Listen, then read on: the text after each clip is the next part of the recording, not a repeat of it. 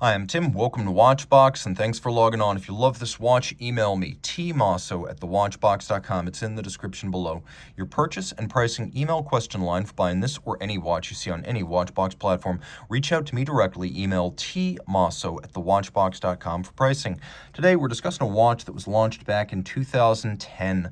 This is the Cartier Calibre de Cartier, a timepiece, 42 millimeters in stainless steel that is designed to act as a showcase for Cartier's own caliber. So the watch is 42 millimeters in diameter, 9.8 millimeters thick as you measure it at the center case, 48.3 millimeters from lug tip to lug tip, and it uses a 23 millimeter strap spacing. We throw the watch on my wrist. My wrist is 16 centimeters in circumference. This is big for a dress watch, so I encourage you to think of it as more of an all-arounder. This is definitely on the sporty end of dress watch design. It's not a tank, it's not a panthère, it's not a ballon bleu.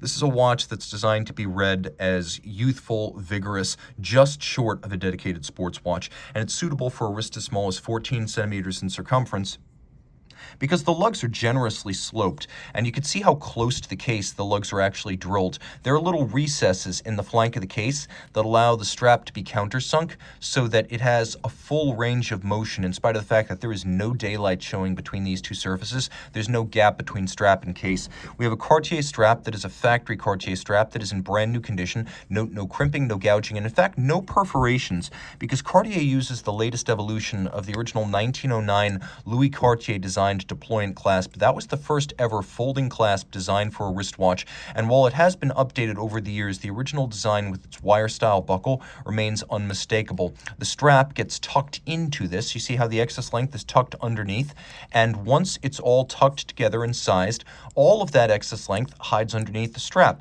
Because it's crimped, you don't need any kind of gouging because there is no perforation in the opposite side. It simply gets buckled in place. Moreover, the excess length is hidden under the clasp, so there's no need for strap minder loops on the strap.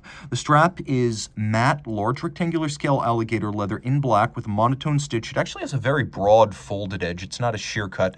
And then you can see that there's substantial bolstering at the root of the strap to give it a little bit of volume. The case is mostly of satin, though you can see it uses its polished highlights well, accenting like jewelry. The lugs are broken out from the case band. They're dramatically sculpted, so though it's a 42, it wears smaller as a watch. There's a lot of satination, and then there's a crown guard structure that's built up with removable crown guards, so if they ever get gouged, they can be replaced. We have a spinel in blue with a cabochon cut, and then a faceted crown that is a push-down crown. It has 30 meters of water resistance. The bezel is rounded and polished on its outer face. It's dished and satinated inboard. And then we have a dial that is gloss black at center and features a concentric pattern underneath the hour track outboard.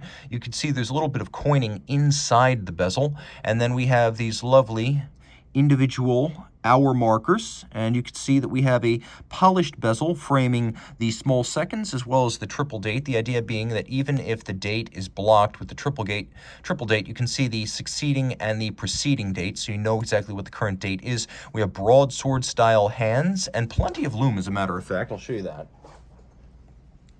So you can see it's a very easy watch to read, almost like an IWC pilot's watch in the night. You'll also appreciate that the timepiece includes several appliques. You can see at 7 o'clock, at 4 o'clock, and at 12 o'clock. We actually have applique rather than transferred features. And the watch includes a hacking or stop seconds function, along with a quick set date, so you can rapidly cycle the date should you wish to. Display case back, caliber MC 1904 Petit Second. 1904 was the year the first Cartier dress watch was made. Back then that was the Santos. It is an automatic winder with 2 barrels, a 48-hour power reserve, hacking seconds, a quick set date, pivots on 27 joules, beats at 8 beats per second, and the twin barrels ensure that you don't have a major drop-off in amplitude after, for example, 24 hours. That's a big problem with single-barrel watches like Rolex. Not so much here because of the twin barrels. They're not there to give it outrageous power reserve, but very even torque release and consistent timekeeping within the power reserve it has. We have a Cartier logo as the micrometric regulator. There is an eccentric screw for fine adjustments, and then you can see we use Etikron, which allows for very, very precise regulation of beat as well as rate. All mechanically finished, but handsomely so, with engine turned perlage, black polished screws, and then Côte de Genève waves across the bridges. Reach out to Team Mosso at thewatchbox.com for purchase and pricing details.